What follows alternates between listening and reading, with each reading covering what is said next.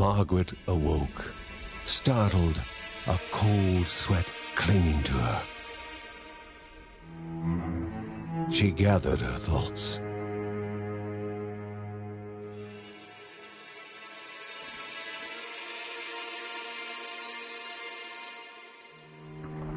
Aged wood creaked, echoing through the quiet rooms.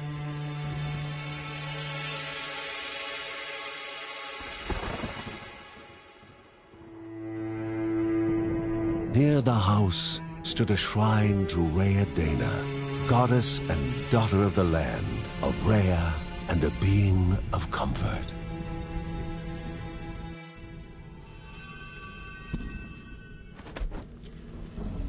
Margaret sought answers.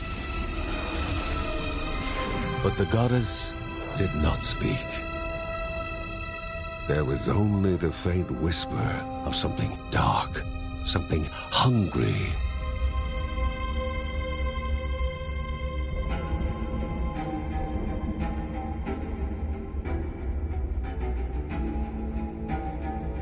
The old seer's bones felt the weight of their age as she climbed.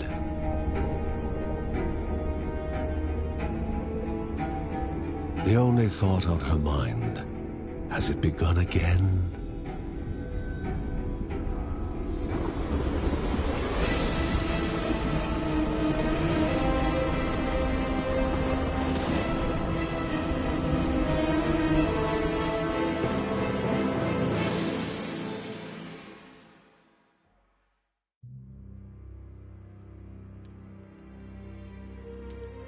John's mission would be a simple one.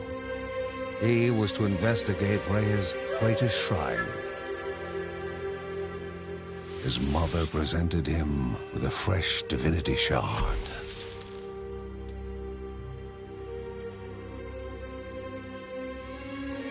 From his brother came a newly sharpened sword.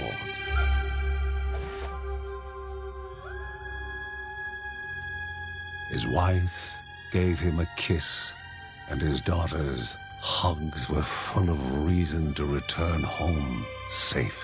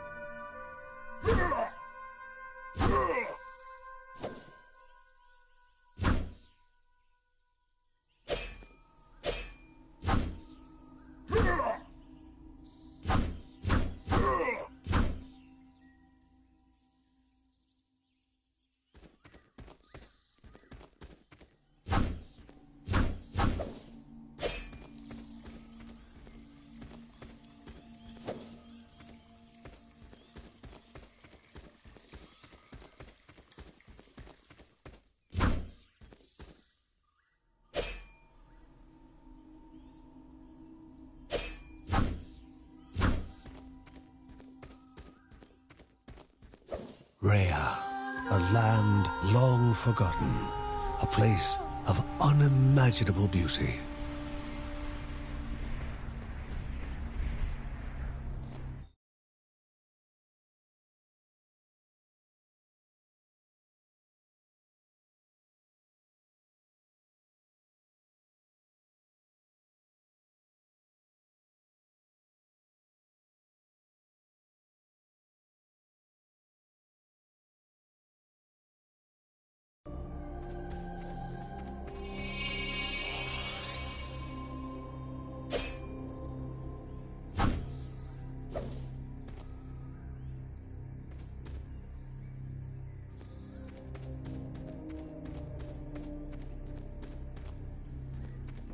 It first appeared as sludge given life, slithering creatures, small and vile.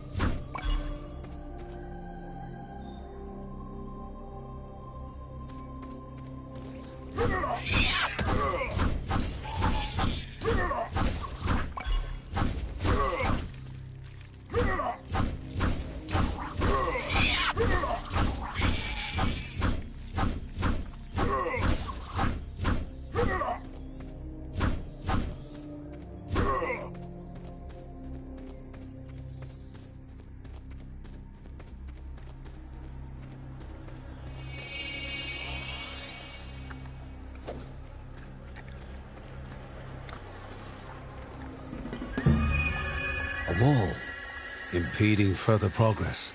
A battle was certain.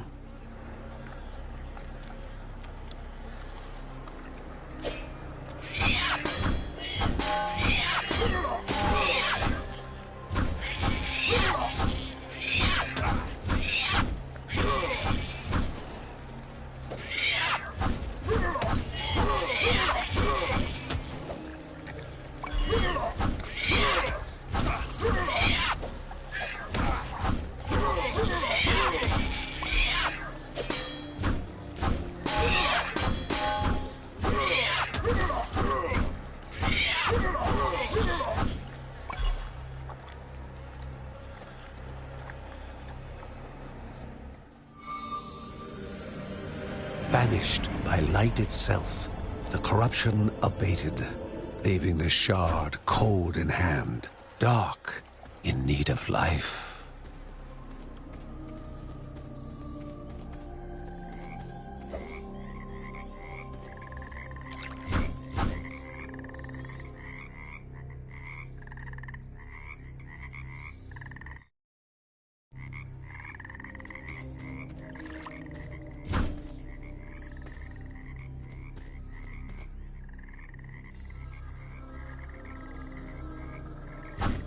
The shard grew warm, humming softly from the harnessed energy.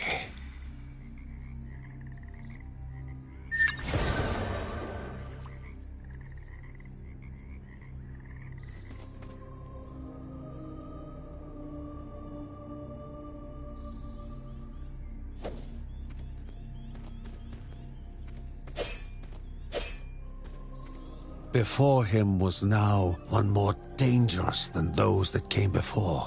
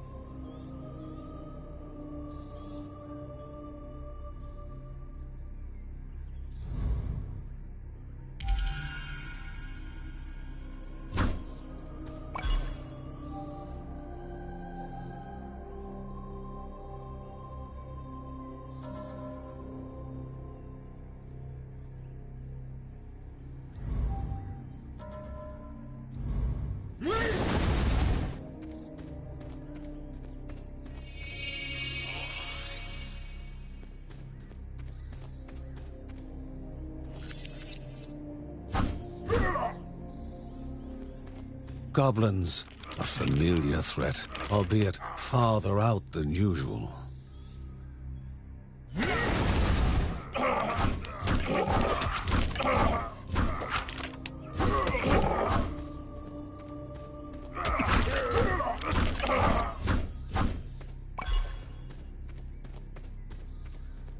Magnificent, but dangerous. A land of love found and of love lost.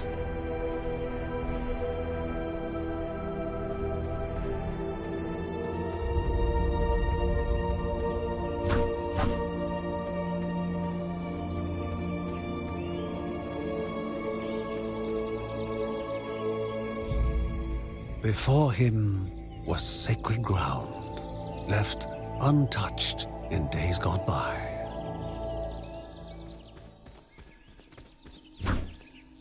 Remaining calm and collected, The shock of his heart-skipping beats was concealed in expert fashion.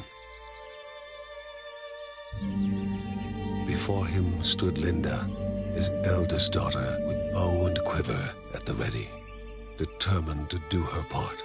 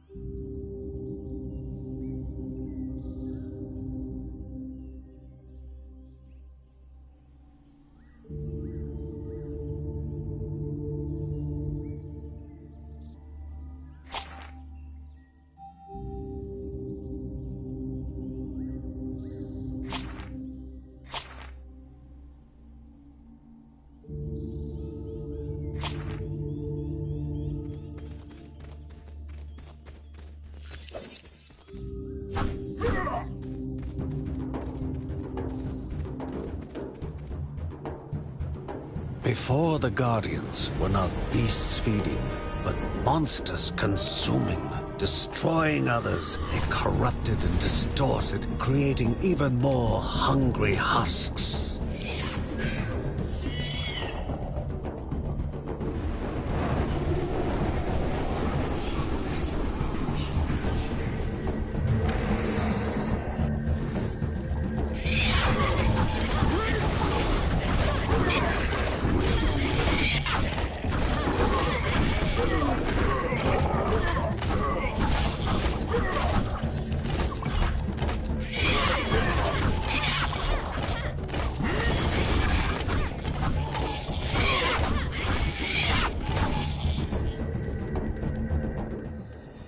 Both father and daughter gathered their thoughts, their hearts heavier than before.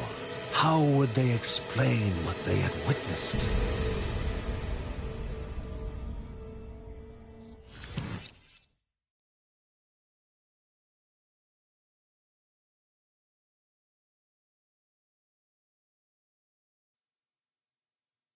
The ancient tree had been cut down. Together, father and daughter described the horror, the creatures dripping with decay that slithered into bodies stuck between life and death to bolster their ranks. Grandma Margaret confirmed what they all feared. It was the corruption, a cruel entity spoken of only with hushed voices, an ocean of darkness that flowed from the top of Mount Morta. And the Bergsons' duty was to stand against this devouring deluge of death. Kevin was also eager to do his part in the family's fight, especially when his older brother Mark was off somewhere. He was as much a guardian of their mountain home as any of them. She stood. If they were to reach the summit and destroy this evil, as the Bergsons of old had done in the past, they would need the assistance of the sanctuary.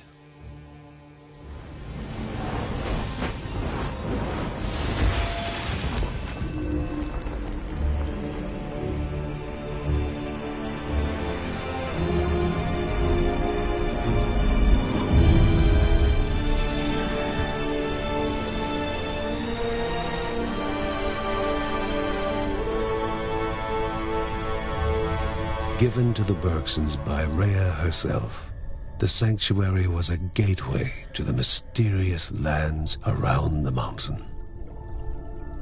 Margaret pointed to the huge crystal at the center of the den, revealing their next task: to activate it and open the way to the source of the corruption. And once Rhea's 3 spirits are gathered on the grounds, the only gate to the top of Mount Morta will open in this chamber. By himself, or with the assistance of those who loved him, John needed to gather the 3 spirits from their lands. Without them, he would not be able to stem the flow of the corruption.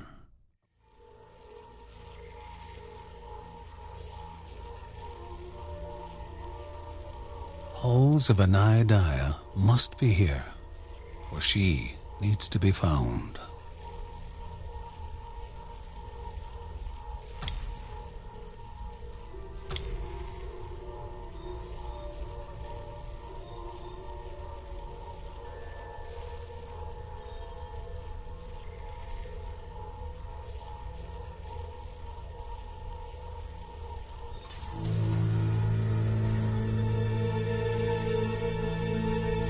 A celestial shard, chipped directly from the ancient crystal in the sanctuary. It would be the Bergsons' lifeline, a tether to pull them back home before death's fateful whisper.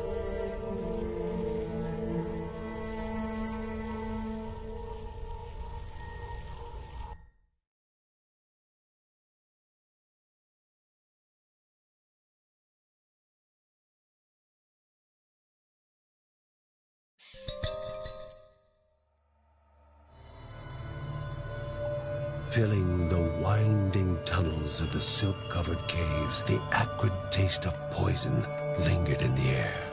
Spiders. Linda told herself it was only target practice.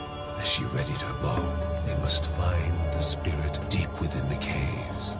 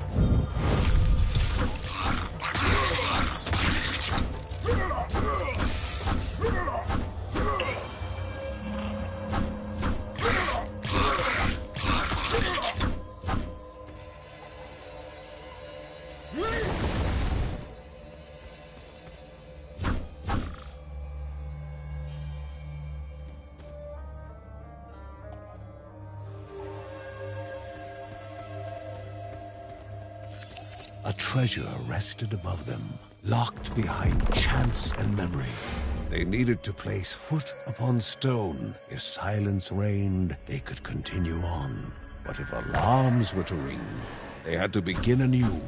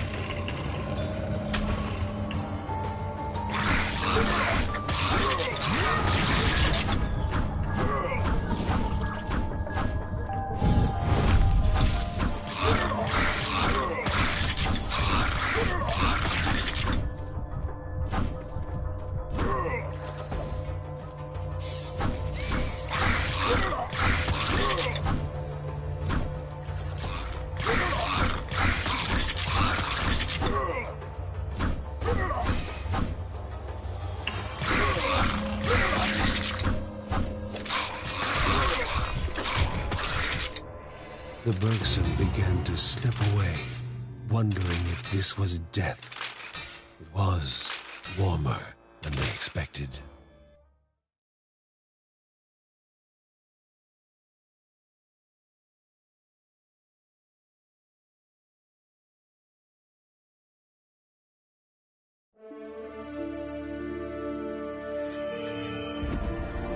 They gasped for air as the celestial shard brought them back, a sensation no hero could become accustomed to.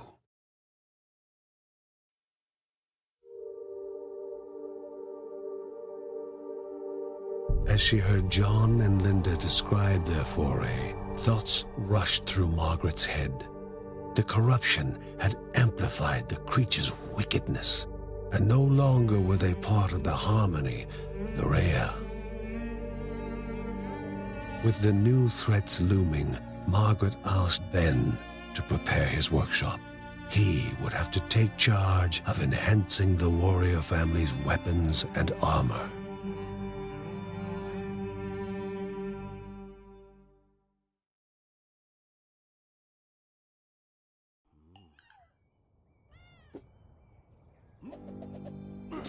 Uncle Ben reached out to the familiar warmth of the forge. If they were to reach the top of Mount Morta, their equipment would need to be of the highest quality.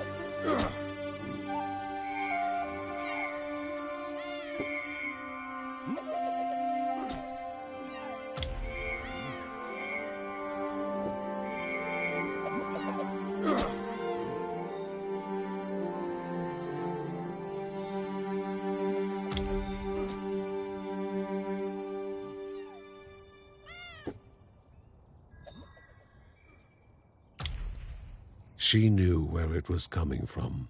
Her ancestors had spoken of such corruption flooding down the mountain. But Grandma Margaret wanted to know what it was and what needed to be done to destroy it.